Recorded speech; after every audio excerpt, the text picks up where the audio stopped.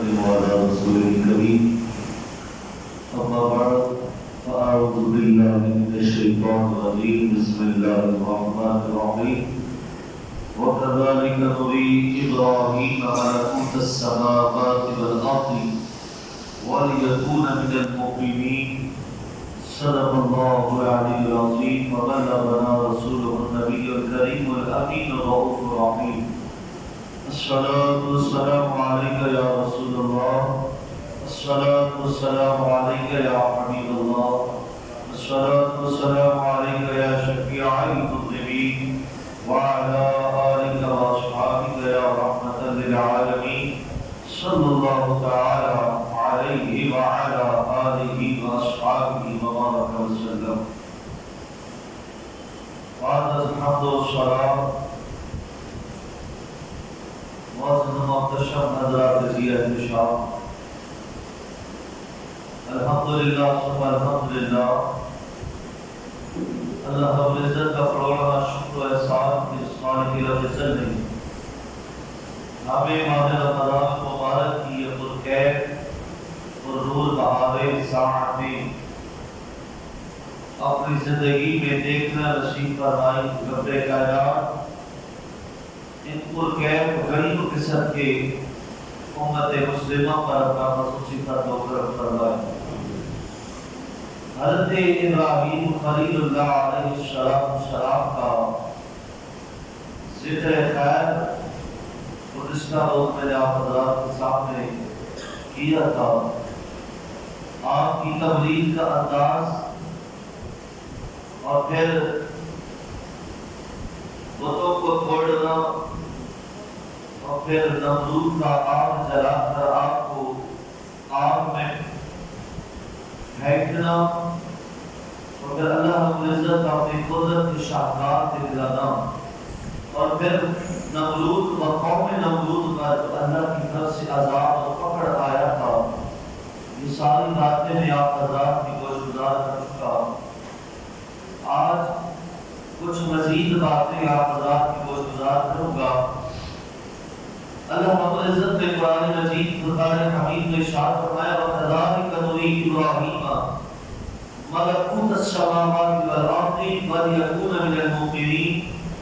اور اسی طرح ہم ابراہیم کو دکھاتے ہیں ساری بادشاہی آسمانوں اور زمین کی اس لیے کہ وہ عین الیقین والوں میں سے ہو جائے. اللہ رب العزت نے حضرت ابراہیم علیہ السلام کو زمین و آسمان کی ہر شے کا مشاہدہ کروایا. جہاں تک کہ اللہ رب العزت نے حضرت ابراہیم علیہ السلام کی آنکھوں کی آگے سے تمام تر حجابات تمام پردے ہٹا دیے. جب آپ نے اپنی نظر آسمان کی جانب اٹھائی تو عرش عظیم تک حضرت ابراہیم علیہ السلام کی نظر مبارک پہنچ گئی. زمین سے عرش عظیم تک عرش اعظم تک درمیان میں جتنے بھی اشیاء ہیں جتنے آسمان ہیں جتنے مخلوقات ہیں جتنے مشاہدات ہیں قدرت کے عجائبات ہیں سب کے سب کا مشاہدہ حضرت ابراہیم علیہ السلام نے کر لیا. اس کے بعد جب آپ نے زمین کی طرف نظر دوڑائی تو مشرق سے مغرب شمال سے جنوب ہر جانب جہاں نظر دوڑاتے آپ کی آنکھوں کے آگے سے تمام حجابات ہٹا دیے گئے. مشرق سے مغرب شمال سے جنوب جس طرف دیکھتے کا حد نگاہ اور آپ کی نگاہ چلی جاتی اور دور دور تک آپ تمام تر مشاہدات عجائب و غرائبات کا نظارہ کر لیا کرتے. حضرت ابراہیم علیہ السلام جب زمین کا مشاہدہ فرما رہے تھے تو زمین کے کسی کونے پر کہیں پر کوئی ایک شخص اللہ کی نافرمانی میں گناہ کرنے میں مبتلا تھا. کوئی گناہ کا کام کر رہا تھا. ابراہیم علیہ السلام نے جب اسے گناہ کرتے ہوئے دیکھا اللہ کی بارگاہ میں اس کے خلاف فقط دعا کی کہ اے میرے مولا کی تیری نافرمانی کر رہے سے حرام فرما. جب آپ نے اس کے خلاف دعا کی تو اللہ رب العزت نے فوراً اس گناہگار کو ہلاک کر دیا. وہیں کر گیا. پھر آپ مشاہدہ زمین فرما رہے تھے مشاہدے قرآن ایک دوسرے شخص کا نظر پڑی، وہ بھی گناہ کر رہا تھا، آپ نے دوبارہ ہاتھ اٹھا دیے، مولا ایسے نہیں ہلاک کرنا، دوسرے بندے کو بھی نبی کائنات نے ہلاک کر دیا۔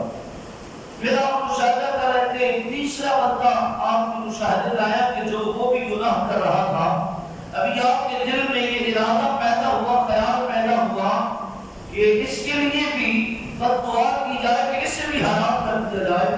ابھی یہ خیال پیدا ہی ہوا تھا کہ رب کائنات نے حکم فرمایا کہ اے جبریل اب آپ بد دعا نہ فرمانا، کیوں؟ کیونکہ آپ مستجاب طاعات ہیں، آپ جو دعا بھی کریں گے آپ کی دعا کو رد نہیں کیا جائے گا، آپ کی دعا قبول ہو جائے گی۔ اور آپ اگر اسی طرح گناہگاروں کو دیکھتے رہیں گے اور بد دعا کرتے رہیں گے تو سارے لوگ ہلاک ہو جائیں گے۔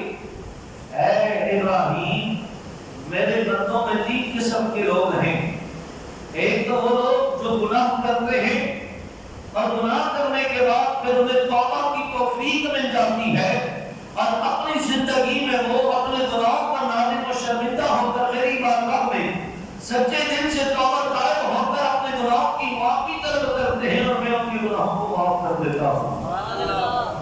دوسرے وہ لوگ ہیں جو ساری زندگی گناہ کرتے کرتے کرتے بسر کر دیتے ہیں، زندگی میں توبہ نہیں کرتے، لیکن اے ابراہیم ان کی اولاد کے اندر، ان کی نسل کے اندر کچھ ایسے نیکوکار پیدا ہو جاتے ہیں جو زمین پر میرے ذکر کو بلند کرتے ہیں اور اتنی کثرت سے میرا ذکر کرتے ہیں کہ ان کے فیضان سے دوسرے لوگ بھی میرے ذکر میں شامل ہو کر پوری زمین کو میرے ذکر سے تر کر دیتے ہیں۔ میں ان کی اولاد کی اس نیک عادت قسم کے ان کی آباء و اجداد کی گناہوں کو معاف کر دوں گا۔ اور تیسرے قسم کے وہ لوگ ہیں کہ خود کی ساری زندگی گناہ کرتے رہے، توبہ کی توفیق نہ ملی، اولاد میں نسل کے اندر میں کوئی نیکوکار پیدا نہ ہوا کہ جس کے صدقے آباء و اجداد کی بخشش ہو سکے۔ اے ابراہیم، پھر قیامت کا دن ہوگا، وہ گنہگار میری بارگاہ میں لایا جائے گا، پھر میرا فضل و کرم ہوگا، میں جسے چاہوں گا اپنے فضل و کرم کے صدقے اس کے گناہوں کو معاف کر کے اسے جنت عطا کر دوں گا۔ ابراہیم یہ 3 قسم کے لوگ ہیں، آپ بد دعا نہ فرمائیں، آپ بد دعا فرمائیں گے ہلاک ہوتے جائیں گے، لیکن اے ابراہیم میں نے ایک رب کا ایک منزل رکھی ہے، ایک صورت رکھی ہے، یہ اس کے مطابق چلتے ہیں۔ اس کے بعد بعض نے بیان کرتے کہ بنی اسرائیل کے اندر ایک شخص تھا، ساری زندگی گناہ کرتے ہوئے اللہ کی نافرمانی کرتے ہوئے گزاری۔ جب اس کی موت کا وقت قریب آیا نا، اس کی جو زوجہ تھی وہ حاملہ تھی، امید سے تھی، دنیا سے جاتے جاتے اس نے اپنی بیوی کو تلقین کی کہ دیکھ میرے مرنے کے بعد میری جو اولاد پیدا ہو، میں تو ساری زندگی اللہ کی نافرمانی کرتا رہا، لیکن میری موت کا وقت آ گیا، میرے مرنے کے بعد میری جو اولاد پیدا ہو اسے اللہ کے کلام کی تعلیم ضرور دینا۔ اس وقت تورات کی ضرورت تھی، انجیل تھی، مر گیا، مرنے کے بعد دفن ہوا، چونکہ نافرمان کا، گنہگار تھا، اللہ کا عذاب اس کی قبر پر نازل ہونا شروع ہو گیا۔ قبر میں عذاب خداوندی مسلط کر دیا گیا۔ ادھر اس کے ہاں بچے کی ولادت ہوئی، جب وہ بچہ بڑا ہوا، بولنے کے قابل ہوا، ماں نے لیا اور مکتب میں لے جا کر اسے اس وقت کے جو اللہ کے کلام تھے وہ سکھانے کے لیے لے گئی اور پڑھانے والے سے کہا کہ میرے بچے کو کلام پڑھائیں۔ جب بچے کو بٹھایا گیا، پڑھانے والے نے کہا پڑھو بسم اللہ الرحمن الرحیم۔ ادھر بچے نے بسم اللہ پڑھا، اللہ رب العزت نے ملائکہ کو حکم دیا فرشتوں اس کے بعد کی قبر سے عذاب کو اٹھا دو۔ آج کی مولا ایک عرصہ ہو گیا ایسے دفن ہوئے اور اس پر عذاب مسلط ہے، آج قبر کے اندر اس میں کون سی نیکی کر دی کہ اس سے عذاب اٹھانے کا حکم دے رہا؟ رب کائنات نے ارشاد فرمایا آج اس کا بیٹا زمین کے اوپر رہ کر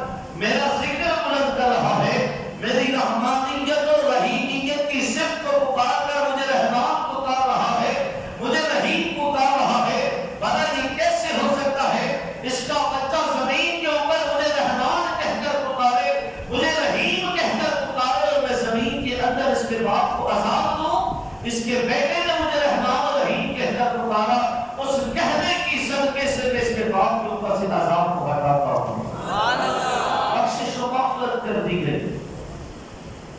یارو کوشش کیا کرو زندگی میں، ہر بندہ جانتا ہے کہ میں کتنا گناہگار ہوں، ہر بندے کو اپنے گناہ بھی معلوم ہے، بندے سے خود سے ڈکے چھپے نہیں، اپنی گناہوں کا تصور کر کے رب کائنات کی بارگاہ میں سچے دل سے توبہ طائب ہو جائیں، قبل اس کے کہ موت کا پروانہ آ جائے اور موت آپ کو اپنی نیند سلا کر اپنی آغوش میں لے جائے، اس سے پہلے رب کی بارگاہ میں جھک جائیں، رب کو منا لیں، رب کو راضی کر لیں، وگرنہ رب کا عذاب بڑا دردناک ہے۔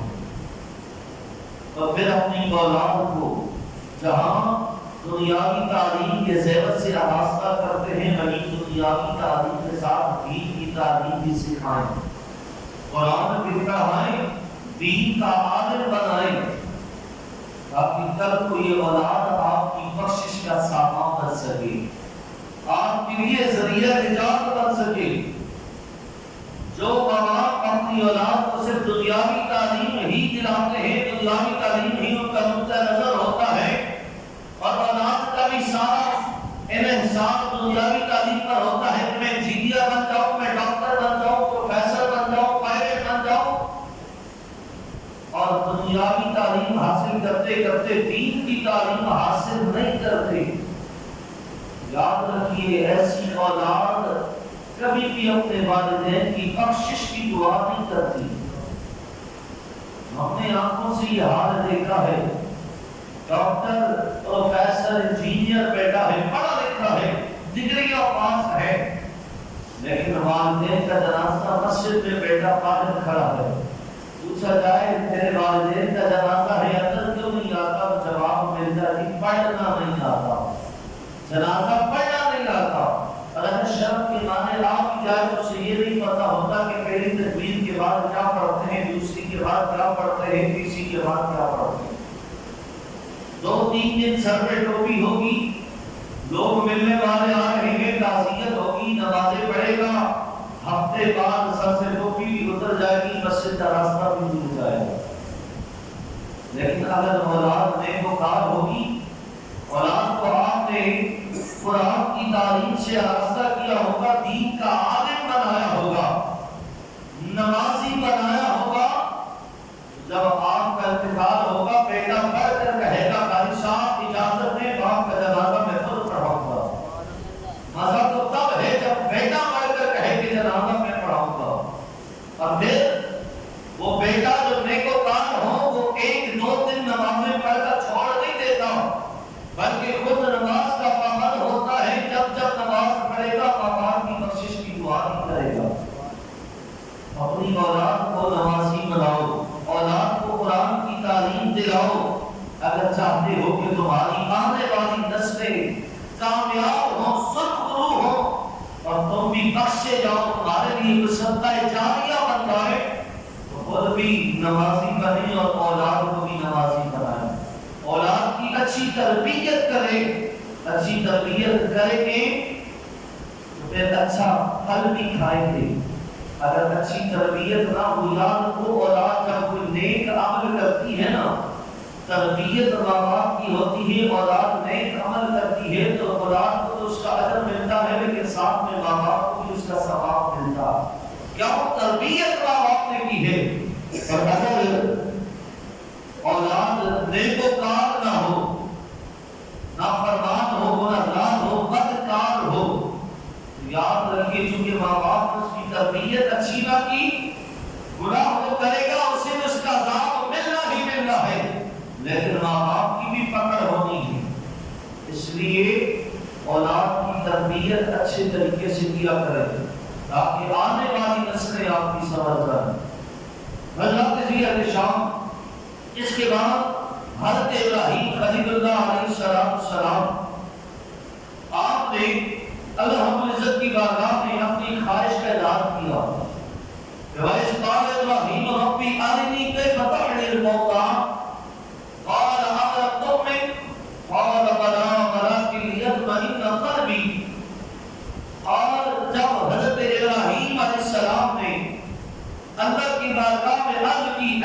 رب مجھے دکھا کہ تو مردوں کو زندہ کیسے کرتا ہے، مردوں کو زندہ کیسے کرے گا، میں یہ دیکھنا چاہتا ہوں، مجھے یہ مشاہدہ کروا۔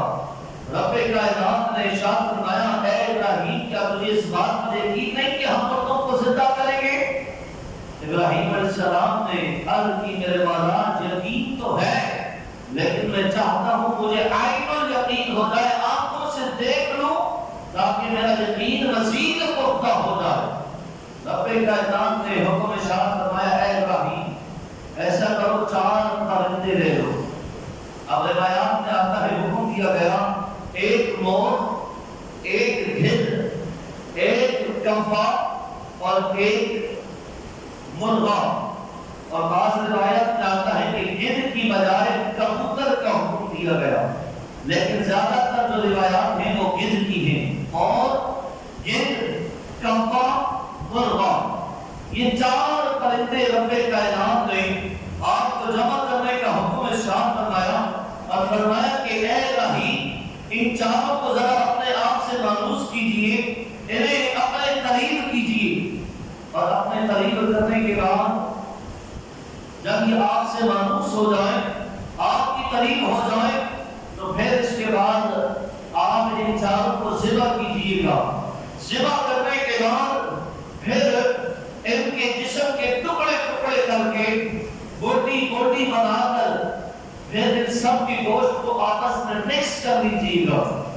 مکس کرنے کے بعد پھر 4 حصوں میں ان کی گوشت کو تقسیم کر دینا اور ہر حصہ الگ پہاڑ پر جا کر رکھ دینا، 4 پہاڑوں پر 4 حصے جا کر رکھ دینا، اور جب 4 پہاڑوں پر 4 حصے رکھ دیے جائے تو پھر آپ انہیں آواز دینا اور پھر دیکھنا یہ کیسے زندہ ہو کر آپ کے پاس آتے ہیں۔ حضرت ابراہیم علیہ السلام نے مور، گدھ، کمپا، مرغا 4 جانوروں کو لیا، پرندوں کو اپنے پاس رکھا، انہیں اپنے سے مانوس کیا۔ جب مانوس کر دیا تو پھر آپ نے 4 کو ذبح کیا۔ ذبح کرنے کے بعد آپ نے 4 کی جسم کے ٹکڑے ٹکڑے کیے، بوٹی بوٹی بنا کر ان کی گوشت کو آپس میں مکس کر دیا۔ جب سارا مکس ہو گیا تو اب 4 حصے بنائے گئے، ہر حصے میں گدھ کا گوشت بھی ہے، مرغے کا گوشت بھی ہے، کبے کا گوشت بھی ہے، اور ساتھ میں مور کا گوشت بھی ہے۔ ہر حصے میں 4 پرندوں کی گوشت موجود ہے۔ آپ نے 4 ڈھیریاں بنائی، بنانے کے بعد ہر پہاڑ پر ایک ایک ڈھیری رکھ دی۔ ڈھیری رکھنے کے بعد آپ نے آواز دی کہ اے پرندوں اپنے اپنے جسموں کے ساتھ، اپنے اپنے گوشت اور ہڈیوں کے ساتھ جڑ کر میرے پاس آ جاؤ۔ آپ فرماتے ہیں میں نے جو بھی یہ آواز لگائی، یہ صدا لگائی، تو ان گوشت کے اندر اور ہڈیوں کے اندر حرکت ہونا شروع ہو گئی۔ حرکت ہونے کے بعد وہ گوشت کے ٹکڑے ہوا میں اڑنے لگے، اور مور کے تمام گوشت کے ٹکڑے ایک جگہ جمع ہو گئے، گدھ کے ایک جگہ جمع ہو گئے، کپے کے ایک جگہ ہو گئے، مرغے کے ایک جگہ ہو گئے، سارے گوشت کے ٹکڑے آپس میں جڑنے لگ گئے، ہڈیاں جڑنے لگ گئی، یہاں تک کہ پھر ان کے اوپر کھال چڑھنے لگ گئی، اور پھر وہ ہوا میں اڑتے ہوئے حضرت ابراہیم کے قدموں میں آ گئے۔ سبحان اللہ۔ اللہ رب العزت نے فرمایا اے ابراہیم دیکھا ہم کیسے مردوں کو زندہ کرتے ہیں۔ پہلی مرتبہ عدم سے وجود میں لانا زیادہ مشکل ہے، یا ایک چیز کو وجود میں لا کر پھر اس کو عدم میں لے جا کر پھر وجود میں لانا مشکل ہے۔ لازمی بات ہے پہلی مرتبہ جس چیز کو بنایا جاتا ہے، مثال کے طور پر کمپیوٹر جب پہلی مرتبہ بنایا گیا، بنانے والے کو آئیڈیا کوئی نہیں تھا کیسا بنانا ہے، کیا کرنا ہے، کیا فنکشن رکھنے۔ ایک طویل عرصہ اس کے بنانے والے نے لگایا، اور جب کمپیوٹر بنایا تو تاریخ کی کتابوں میں دیکھیں تو پہلے کے کمپیوٹر پوری دیواروں جتنے بڑے ہوا کرتے تھے، اتنے بڑے بڑے کمپیوٹر۔ کیوں؟ کوئی آئیڈیا نہیں تھا، کوئی ڈیزائن نہیں تھا، کوئی تجربہ نہیں تھا۔ پھر اب اس کے بعد جب ایک بار بن گیا، اب اس نے سوچا اس کا سائز چھوٹا کیا جائے، فنکشن سارے اندر کا سسٹم اسے قانون تھا کہ کیسے کیسے کیا کرنا ہے، تجربہ کامیاب ہو گیا۔ اب اس نے اس کا سائز چھوٹا کیا، پھر اور چھوٹا کیا، اور چھوٹا کیا، کرتے کرتے کرتے چھوٹے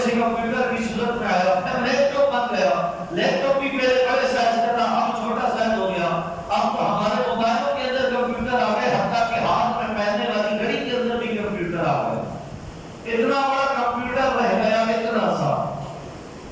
کیسے؟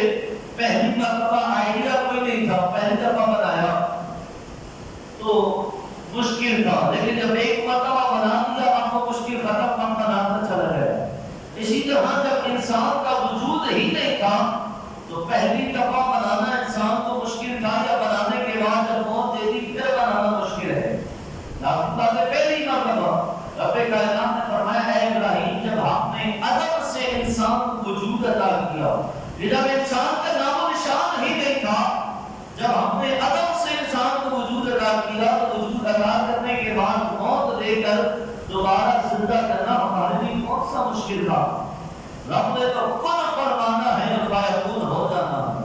رب فرمائے گا ہو جا، ادھر رب نے کن کہا ادھر فیکون ہو گیا.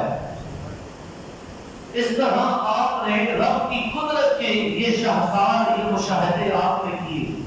اس کے بعد رب کائنات نے آپ کو قوم نمرود سے ہجرت کرنے کا حکم ارشاد فرمایا.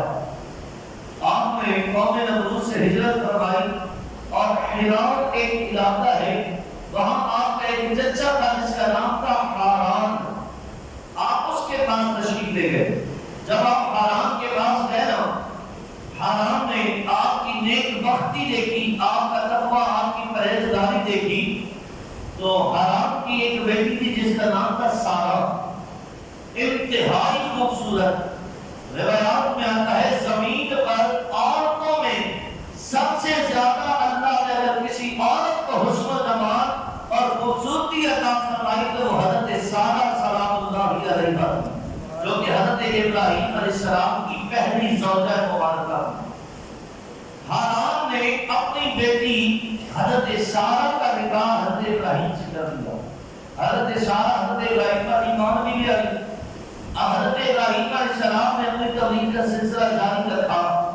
حاران نے جب آپ کی تبلیغ کا یہ سلسلہ دیکھا تو اس نے آپ کو اپنے گھر سے نکل جانے کا حکم دیا، اپنے گھر سے جانے کا حکم دے دیا. حضرت ابراہیم علیہ السلام نے اپنی زوجہ حضرت سارا کو ساتھ لیا اور حضرت ابراہیم علیہ السلام کے بھتیجے حضرت لوط علیہ السلام، حضرت لوط حضرت ابراہیم کے سگے بھتیجے ہیں. بعض روایات میں آیا ہے کہ حضرت لوط حضرت ابراہیم کے بھانجے ہیں، بہن کے بیٹے ہیں، لیکن زیادہ تر صحیح قول جو ہے وہ یہ ہے کہ حضرت لوط حضرت ابراہیم کے بھائی کے بیٹے ہیں اور کے سگے بھتیجے ہیں. آپ حضرت ابراہیم علیہ السلام، حضرت سارا اور حضرت لوط علیہ السلام آپ نے حران سے دوبارہ ہجرت کر کے سفر شروع کیا اور فلسطین بیت المقدس کی جانب آپ روانہ ہوئے. راستے میں آپ کا گزر مصر کے شہر سے ہوا. جب آپ مصر پہنچے تو مصر کے اندر ایک ظالم بادشاہ کی حکومت تھی اور اس بادشاہ کا یہ اصول تھا کہ راستے میں اگر کوئی میاں بیوی سفر کر رہے ہوتے تو بادشاہ اس کی بیوی کو قید کر کے اپنی غلام اپنی خادمہ بنا لیا کرتا. اب حضرت ابراہیم علیہ السلام نے یہ قافلہ جو 3 بندوں پر مشتمل تھا، حضرت ابراہیم، حضرت سارا اور حضرت لوط علیہ السلام. حضرت لوط بھی اللہ کے نبی گزرے ہیں. حضرت لوط علیہ السلام بھی ساتھ رہے، سفر کرتے رہے. راستے میں ایک مقام آیا، وہاں حضرت لوط علیہ السلام حضرت ابراہیم اور حضرت سارا سے جدا ہو گئے. اب یہ 2 ہستیاں ساتھ رہیں. جب مصر پہنچے وہاں کے بادشاہ کو پتہ چل گیا کہ کوئی راہگیر مسافر آئے ہیں، ایک مرد ہے ایک عورت ہے اور عورت بڑی خوبصورت ہے.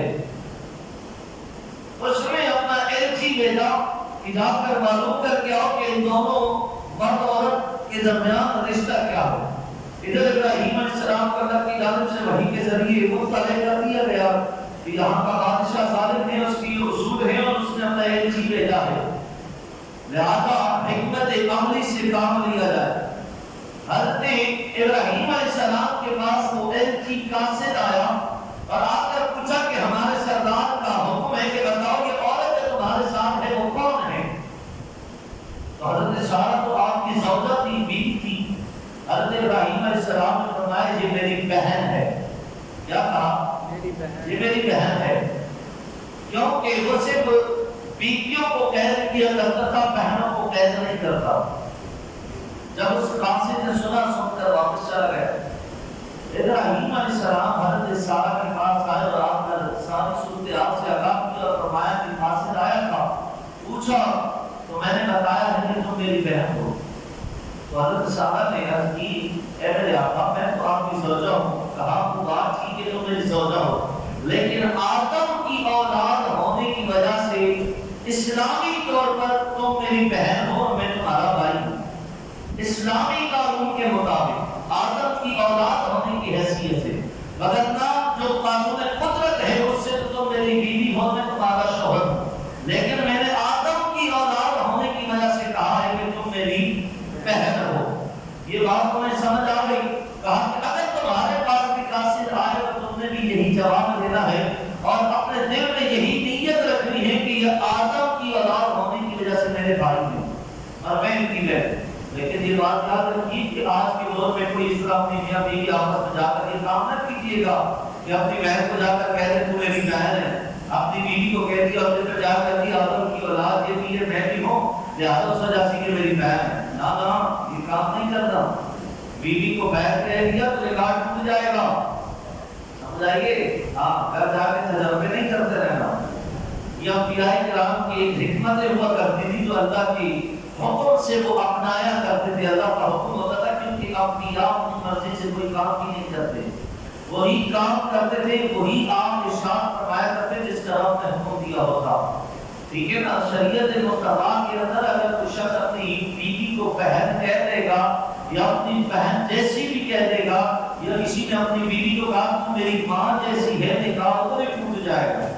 لہٰذا اس کا احتیاط کیا کرے۔ بیویاں بھی بسا اوقات رشتہ داروں میں شادی ہوتی ہے، آپس میں کزن ہوتے ہیں، شوہر رشتے میں عمر میں بڑا ہوتا ہے، پہلے تک بھائی بھائی کہتی ہے، بعد میں وہ شوہر بن جاتا ہے۔ تو بسا اوقات ایسا بھی ہوتا ہے کہ بیویاں کبھی کبھی کسی اور سوچ میں ہوتی ہے اور اپنے خاوند کو بھائی کہہ کر بھی پکار دیتی ہیں۔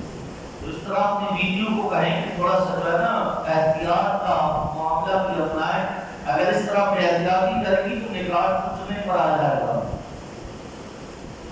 تو احتیاط کا پہلو بھی ضرور اپنانا چاہیے اور اس طرح کے مشاہدات ہر جا کر کیجیے گا۔ مدد و سہانا آپ کا اپنا ہے۔ آپ کے نہ کہ امام صاحب نے کہا تھا کہ وہ حضرت ابراہیم نے کہا تھا اپنی زوجہ حضرت سارہ کو کہا، مجھے نہ کہہ دیں، ہاں یہ آسمانہ نہیں ہے، انبیاء کی اپنی حکمت ہوا کرتی تھی۔ اب بادشاہ نے اپنا قاصد بھیجا حضرت سارہ کے پاس، سارہ کو بلایا۔ ادھر حضرت ابراہیم علیہ السلام نے 2 رکعت نماز نفل ادا کی کہ خیر کا معاملہ ہو، چونکہ بادشاہ بڑا ظالم اور بڑا جابر۔ حضرت سارہ کو بادشاہ نے اپنے دربار میں بلایا۔ جب حضرت سارہ بادشاہ کے دربار میں پہنچی نا، حضرت سارہ انتہائی حسین و جمیل، انتہائی خوبصورت، زمین پر آپ جیسی حسین و جمیل، آپ جیسی خوبصورت اللہ میں دوسری عورت پیدا نہیں فرمائی، ایسی حسین۔ اب جب بادشاہ نے دیکھا تو نیت خراب ہو گئی۔ حضرت سارہ کی جانب اپنا ہاتھ بڑھایا، جو ہی ہاتھ بڑھایا نا، اللہ کی پکڑ اس پر آ گئی اور فوراً اس کے جسم کو فارغ ہو گیا، لپڑا ہو گیا اور وہ زمین پر گر کر تڑپنے لگا اور منہ سے جان نکلنے لگی۔ جب تڑپنے لگا نا تو تڑپتے تڑپتے اس نے حضرت سارہ سے کہا کہ تم اللہ کی بارگاہ میں دعا کرو، اللہ مجھے اس تکلیف سے نجات عطا فرمائے، میں وعدہ کرتا ہوں کہ تمہارے خلاف بد نیتی سے ہاتھ نہیں بڑھاؤں گا۔ آپ نے آسمان کی جانب نگاہ اٹھائی، دعا کی، اللہ نے اس کی وہ تکلیف دور کر دی، کھڑا ہو گیا۔ تھوڑی دیر گزری، پھر نیت میں خرابی آ گئی، پھر ہاتھ بڑھایا، اللہ کی پکڑ پھر آ گئی، پھر فارغ ہو گیا اور آپ کی بات پچھلی بات سے زیادہ سخت، پھر زمین پر گرا، تڑپنے لگا، منہ سے جان نکلنے لگی، پھر کہنے لگا کہ اے خدا کی بندی، اللہ سے دعا کر، اللہ مجھے اس بات سے شفا دے، میں وعدہ کرتا ہوں میں تمہاری درگاہ میں کھڑا ہوں گا۔ اللہ نے شفا عطا کر دی، کھڑا ہوا تو کہنے لگا تم مجھے کوئی انسان معلوم نہیں ہوتی، لگتا ہے تم بہت بڑی جن ہو۔ اور اس طرح کا معاملہ پہلے بھی ہو چکا، ایک خاتون اور بھی میری قید میں ہے، اس کے ساتھ بھی یہی معاملہ ہوا کہ جب میں اس کی جانب ہاتھ بڑھاتا تھا تو میرے اوپر یہی تکلیف طاری ہو جاتی، لگتا ہے وہ بھی جن ہے اور تم بھی جن ہو۔ اپنے غلاموں سے کہا کہ جاؤ اس خاتون کو قید خانے سے لے کر آؤ۔ خاتون کو لایا گیا، حضرت سارہ جیسی تم ہو ویسی یہ ہے، اس لیے میں یہ خاتون بطور تحفہ تمہیں دیتا ہوں، اسے قبول کرو، یہاں سے جتنا جلدی ہو سکے واپس چلے جاؤ۔ اب وہ خاتون جو قید میں تھی، وہ خاتون کوئی اور نہیں بلکہ سیدہ ہاجرہ سلام اللہ تعالی علیہا تھی، جو کہ اس بادشاہ کی قید میں تھی۔ حضرت ہاجرہ کو بطور تحفہ حضرت سارہ کو دیا گیا۔ حضرت سارہ نے ہاجرہ کو ساتھ لیا اور حضرت ابراہیم کے پاس آ گئی۔ حضرت ابراہیم اللہ کی بارگاہ میں دعا کرتے جب دیکھا سارہ آ گئی، آپ نے دعا فرمائی اور پوچھا کیا مانگا ہوا، ساری تفصیل سنائی اور بتایا کہ بطور تحفہ بادشاہ نے یہ خاتون ہے ہاجرہ، یہ مجھے بطور تحفہ دی ہے۔ اب قبول کر لیا، رخت سفر باندھا، روانہ ہوئے فلسطین کی جانب بیت المقدس میں۔ جب فلسطین پہنچے تو یہاں کے لوگوں کو آپ کی آمد کی خبر ہوئی تو وہ لوگ بڑے خوش ہوئے اور بڑے پرجوش انداز میں انہوں نے آپ کا استقبال کیا۔ اور جب حضرت ابراہیم علیہ السلام پہنچ گئے، آپ کی زوجہ حضرت سارہ اور حضرت ہاجرہ جو آپ کو بطور تحفہ ملی تھی، وہ جب وہاں پہنچ گئے تو انہوں نے بڑا آپ کا شاندار استقبال کیا، یہاں تک کہ ان لوگوں نے اپنی زمینیں، اپنی جگہیں بطور تحفہ آپ کی خدمت میں پیش کر دی۔ حضرت ابراہیم علیہ السلام اللہ کے حکم سے وہاں رہنے لگے فلسطین میں، اور پھر آپ نے کھیتی باڑی کا سلسلہ شروع کیا۔ اللہ نے اتنی برکتیں عطا فرمائی کہ زمینیں بڑھتی چلی گئی اور آپ کی کھیتی باڑی میں برکت ہوتی چلی گئی، غلہ اناج فراوانی کے ساتھ اللہ نے آپ کو عطا فرمایا۔ آپ نے اپنے مکانات تعمیر فرمائے، جانور مویشی آپ کے پاس بے پناہ، لشکر کے لشکر آپ کے پاس مویشیوں کے، بکریاں، گائیں، اونٹ بے شمار موجود۔ جب اللہ نے مال دولت کی فراوانی عطا کر دی، لیکن کافی سال گزر گئے، اولاد نہیں ہوئی۔ حضرت سارہ سلام اللہ علیہا نے ایک دن عرض کی، اے ابراہیم، اے میرے آقا، اللہ نے ہمیں ساری دولت عطا فرمائی، دنیا کی ہر نعمت سے نوازا ہے، مال و دولت بھی ہے، رزق کی فراوانی بھی ہے، مویشی بھی بہت ہیں، کمی ہے تو صرف اولاد کی کمی ہے۔ اے میرے آقا، لگتا ہے میں بانجھ ہوں، شاید میرے مقدر میں اولاد نہیں، آپ ایسا کریں کہ آپ ہاجرہ سے نکاح کر لیں، ہو سکتا ہے ہاجرہ کے مطلب سے اللہ ہمیں اولاد عطا فرما دے جو ہمارے لیے تسکین قلب کا سامان بن جائے۔ جب حضرت سارہ نے یہ مشورہ دیا اور رب کائنات کی جانب سے حکم ہوا کہ اے ابراہیم آپ ہاجرہ سے نکاح فرما لیں، حضرت ابراہیم نے سیدہ ہاجرہ سے نکاح کروایا۔ حضرت ہاجرہ بھی ایک بادشاہ کی بیٹی تھی، آپ نے نکاح کروا لیا اور اللہ رب العزت نے ساتھ ہی ساتھ کچھ عرصے میں آپ کو اولاد کی نعمت عطا فرمائی۔ حضرت ابراہیم علیہ السلام نے اللہ کی بارگاہ میں دعا کی، رب ہب لی من الصالحین، اے میرے مولا مجھے نیک و صالح بیٹا عطا فرما، اولاد عطا فرما۔ رب کائنات نے خوشخبری سنائی، فبشرناہ بغلام حلیم، جب ابراہیم نے ہم سے دعا کی نا اولاد کی، رب فرماتے ہم نے ابراہیم کو ایک حلم والے بردبار بیٹے کی خوشخبری سنائی، اے ابراہیم ہم ان قریب آپ کو بیٹا عطا فرمائیں گے۔ حضرت ہاجرہ کے بدل سے اللہ نے آپ کو بیٹا عطا فرمایا جن کا نام آپ نے اسماعیل رکھا۔ ایک طویل عرصے کے بعد اولاد پیدا ہوئی، بڑے خوش، حضرت سارہ بھی خوش، حضرت ہاجرہ خوش، حضرت ابراہیم کی خوشی کی انتہا ہے کہ اللہ نے آپ کو اولاد نرینہ عطا فرمائی، بیٹا عطا فرمایا۔ آپ بے حد پیار فرماتے، کچھ دن گزرے، حضرت سارہ کو اب زیادہ اپنے بے اولادی کا احساس ہونے لگا۔ جب حضرت ابراہیم کو حضرت اسماعیل کو پیار کرتے دیکھتے، حضرت ہاجرہ کی گود میں دیکھتی تو آپ بار بار یہ احساس ہوتا کہ کاش میری بھی اولاد ہوتی۔ اپنی بے اولاد سے محرومی کا آپ کا احساس اتنا زیادہ ہونے لگا کہ آپ نے اللہ کی بارگاہ میں دعا کی، اے میرے مولا تو ابراہیم کو یہ حکم دے کہ وہ ہاجرہ اور اسماعیل کو یہاں سے کہیں دور لے جائیں اور مجھ سے کہیں دور جا کر انہیں چھوڑ کر آ جائیں، تاکہ میں انہیں دیکھ دیکھ کر جو بے اولادی کا احساس مجھے ہوتا ہے یہ احساس ختم ہو جائے۔ اللہ رب العزت نے آپ کی دعا کو قبول کیا اور حضرت ابراہیم کو حکم ارشاد اپنی زوجہ ہاجرہ اپنے نفس جگر اسماعیل کو ساتھ لو اور سب زمین حرم میں جا کر انہیں چھوڑ کر آپ واپس آ جاؤ۔ ایک طویل عرصے بعد اللہ نے اولاد عطا فرمائی اور پھر ابھی کچھ دن گزرے تھے کہ اللہ کی جناب سے ایک اور امتحان آ گیا، مسلسل امتحان پہ امتحان۔ دیکھیے اللہ اپنے انبیاء کو کتنی آزمائش اور امتحانات میں ڈالتا ہے، کتنی آزمائشیں ان پر آتی ہیں، کتنے امتحانات آتے ہیں۔ یہ ہمارے لیے درس ہے، ہمارے لیے سبق ہے۔ آج ہم پر تھوڑی سی آزمائش آ جائے، تھوڑی سی پریشانی آ جاتی ہے، ہمارے لالے پڑ جاتے ہیں، شکوہ شکایت کرنے لگ جاتے ہیں۔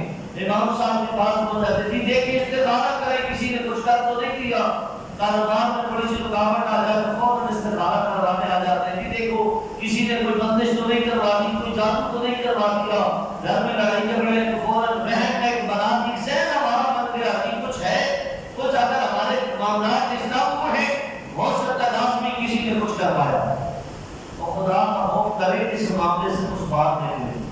ٹھیک ہے جادو حق ہے، جادو کیا جاتا ہے، لیکن کوئی اتنا بھی فارغ نہیں ہے کہ ہر وقت آپ کو جادو تو نہیں کرتا رہے۔ زندگی جو اور معاملات نہیں، یاد رکھو رزق دینے کا ذمہ اللہ کا ہے۔ کس کا ہے؟ اونچی آواز میں اللہ نے رزق دینا اپنے ذمہ کار میں رکھا۔ رب فرماتا ہے تم محنت کرو، رزق دینا میری ذمہ داری ہے، میں دوں گا رزق۔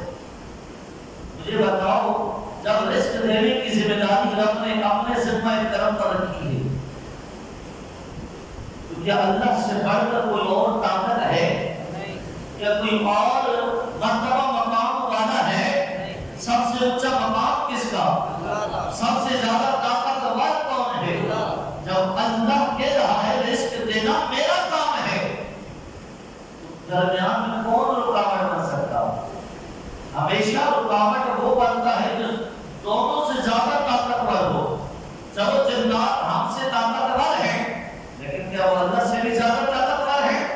اللہ کی بنائی ہوئی مخلوق ہے۔ رکاوٹ ہمیشہ اس وقت ہوتی ہے جب دو بندے آپس میں کوئی لین دین کا معاملہ کر رہے ہوں اور تیسرا بندہ نہیں چاہتا کہ ان کے درمیان یہ معاملہ ہو اور دونوں بندوں سے زیادہ طاقتور ہو تو وہ دونوں کے درمیان میں رکاوٹ بن جاتا۔ لیکن اللہ سے بڑھ کر کوئی اور طاقتور نہیں۔ جب اللہ دے رہا ہے تو پھر کون ایسا ہے جو اللہ کے دینے کے درمیان آ کر رکاوٹ بن کے کھڑا ہو جائے؟ ہاں جنات کو تو یہ طاقت نہیں کہ وہ رکاوٹ بن سکے، لیکن ہمارے اپنے اعمال ایسے ہیں جو رب کی رحمتیں، رب کی برکتیں، رب کا رزق ہم تک پہنچنے نہیں دیتے۔ ہمارے گناہ ایسے ہیں، ہماری رب کی نافرمانیاں ایسی ہیں جو اس رحمت اس برکت کو ہم تک پہنچنے نہیں دیتی۔ جس کے اوپر معاملات ہونا یہ جادو توڑنے کا ذہن خالی کرے، رب کی بارگاہ میں گڑ گڑا کر توبہ کریں، پھر دیکھیے آپ کی رزق میں برکت ہوتی ہے کہ نہیں ہوتی، آپ کے گھر سے لڑائی جھگڑے ختم ہوتے کہ نہیں ہوتے، کاروبار میں برکت ہوتی ہے کہ نہیں ہوتی۔ توبہ ہم نے کرنی نہیں، نمازیں ہم نے پڑھنی نہیں، بس مولوی صاحب کے پاس آ گئے، امام صاحب دعا کر دیں، کوئی تعویذ دے دیں، کوئی وظیفہ دے دیں، اور آج تو لوگوں کا حال بھی یہ کہتے ہیں امام صاحب وظیفہ بھی آپ کو پہلے ہمارا کام ہو جائے، ہم وظیفہ بھی نہ پڑھیں، وظیفہ بھی آپ پڑھیں، کام ہمارا ہو جائے۔ سارے کام مولوی صاحب کریں اور نعمت تم کھاتے پھر ہو ہے۔ کچھ پانے کے لیے کچھ محنت بھی کرنی پڑتی ہے۔ ہاں جی یہ کچھ مزاحیہ انداز میں آپ نے بڑی گہری باتیں سمجھا رہا، اگر آپ ان کو سمجھیں یقین جانے ان باتوں کو سمجھ گئے نا تو زندگی سمجھ جائے گی۔ بہن کا کوئی علاج نہیں۔ ایک مرتبہ بہن بیٹھ گیا نا دماغ میں، حکیم لقمان بہت بڑے حکیم گزرے، ہر نفس کا علاج آپ کے پاس تھا، لیکن بہن کا علاج آپ کے پاس نہیں تھا۔ آپ نے کہا میں ہر نفس کی دوا دے سکتا ہوں اللہ کے فضل سے، لیکن بہن کی دوا میرے پاس بھی نہیں، بہن کا علاج ہی کوئی نہیں، سوائے اس کے کہ بندہ خود اپنے ذہن سے اس بہن کو ختم نہ کرے۔ لہذا بہن سے اپنے دماغ کو خالی کرے، جب کوئی معاملات کو رب کی بارگاہ میں گر گرائے تو وہ استغفار کرے۔ اب اللہ کی بارگاہ سے آزمائش آ گئی، فرمایا ابراہیم ہاجرہ کو اور اسماعیل کو سرزمین حرم پر چھوڑ کر واپس آ جاؤ۔ آپ نے رب کی اس حکم پر سر تسلیم فرمایا، رب نے سفر باندھا، حضرت حاجرہ اور حضرت اسماعیل کو ساتھ لیا اور سرزمین حرم میں پہنچے، جہاں آج مکہ مکرمہ کا پورا شہر آباد ہے۔ آپ اس سرزمین پر آئے، یاد رکھیے اس وقت مکہ مکرمہ کا شہر موجود نہیں تھا، اس وقت یہ جنگل بیابان کا صحرائی صحرا تھے، پہاڑی پہاڑ تھے، یہاں آبادی کا نام و نشان نہیں تھا، یہاں باغات کا کوئی نام و نشان نہیں تھا۔ بیت اللہ کی جو عمارت موجود ہے اس وقت یہ عمارت بھی موجود نہیں تھی، بلکہ ایک ریت کا ٹیلہ تھا اور یہ نشان نہیں تھی کہ یہ بیت اللہ ہے، اللہ کے گھر ہے۔ اس سرزمین حرم میں آپ حضرت حاجرہ حضرت اسماعیل کو لے کر آئے اور آنے کے بعد جہاں آ کر آپ نے چھوڑا، جہاں آج زمزم کا کنواں ہے نا، مطاف کے اندر ہی زمزم کا کنواں موجود ہے۔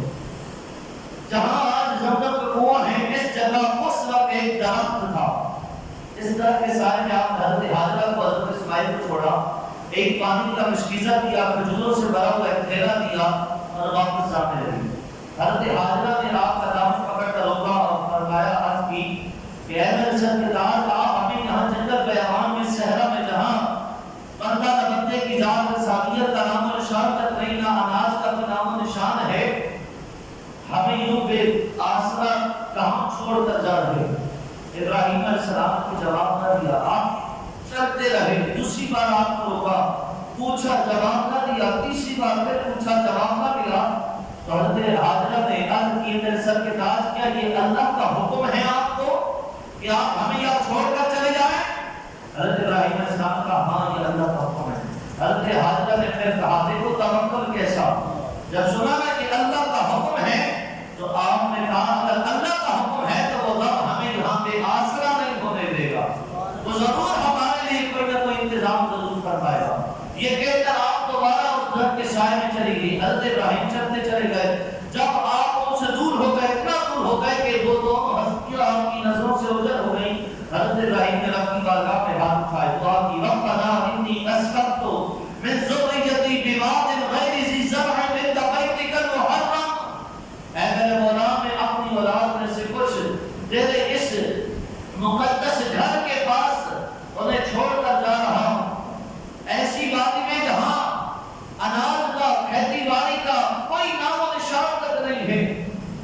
ربنا لیقیموا الصلاۃ فاجعل افئدة من الناس تهوی الیہم وارزقهم من الثمرات لعلهم یشکرون، میرے مولا یہ اس لیے کر رہا ہوں تاکہ یہ نماز قائم کرے اور تیرا شکر ادا کرے، اور اے میرے مولا تو لوگوں کے دلوں کو ان کی طرف مائل کر دے، ان کی طرف پھیر دے، اور اے میرے مولا تو ان کو اناج کے ذریعے، پھلوں کے ذریعے رزق عطا فرما تاکہ یہ تیرا شکر ادا کرنے والے ہوں۔ یہ دعا فرمائی اور آپ وہاں سے تشریف لے گئے۔ اللہ رب العزت نے آپ کی دعا کو قبول فرمایا۔ ادھر حضرت حاجرہ کئی دن گزر گئے، پانی پیتی نہیں، کھجوریں کھاتی نہیں، پھر آپ نے کھجوریں ختم، پانی ختم، اب آپ بھی بھوکی پیاسی ہیں، سینے میں دودھ بننا ختم ہو گیا، حضرت اسماعیل کی بھوک کی وجہ سے آپ بلک رہے ہیں۔ حضرت حاجرہ سے یہ حالت دیکھی نہ گئی، پانی کی تلاش میں آپ کو ٹھیک قریب ہی صفا اور مروہ کی پہاڑی، آپ دوڑتی ہوئی صفا کی پہاڑی پر چڑھی، اوپر تک گئی، دیکھا شاید کوئی پانی کا نام و نشان مل جائے، پانی کا نام و نشان نہ ملا۔ آپ پہاڑی سے وہ نیچے آہستہ آہستہ اتری، دونوں پہاڑیوں کے درمیان علاقہ تھوڑا سا نیچے ہے، نشیبی علاقہ ہے۔ جب آپ اس نشیبی علاقے میں آئی نا، حضرت اسماعیل آپ کی نظروں سے اوجھل ہو گئے، آپ نے دوڑ لگا دی، دوڑتی ہوئی آپ مروہ کی پہاڑی پر جب چڑھی، جب حضرت اسماعیل نظر آنے لگے تو آپ نے دوڑنا بند کیا اور آرام آرام سے چڑھنا شروع کیا۔ مروہ کی پہاڑی پر چڑھی، دیکھا آس پاس نظر دوڑائی، کہیں پانی کا نام و نشان مل جائے، نظر نہ آیا۔ پھر آپ پیچھے اتری، نشیبی علاقے میں آئی تو دوڑ لگا دی، دوڑتے ہوئے پھر صفا کی پہاڑی پر آئی، چڑھ گئی اوپر، 7 چکر آپ نے اس طرح لگائے پانی کی تلاش میں۔ جب 7واں چکر لگایا نا اور مروہ کی پہاڑی پر جب آپ پہنچی تو آپ کو ایک آواز سنائی دی۔ جب آپ نے غور کیا کہ یہاں کوئی انسان کا نام و نشان تو نہیں، تو یہ آواز ہو سکتا ہے کسی فرشتے کی ہو۔ جب آپ نے ادھر ادھر نظر دوڑائی تو کیا دیکھا؟ حضرت اسماعیل علیہ السلام کے پاس ایک فرشتہ تھا۔ آپ دوڑتی ہوئی واپس آئی، اللہ کو حضرت حاجرہ کی یہ ادا، حالانکہ آپ نے تو پانی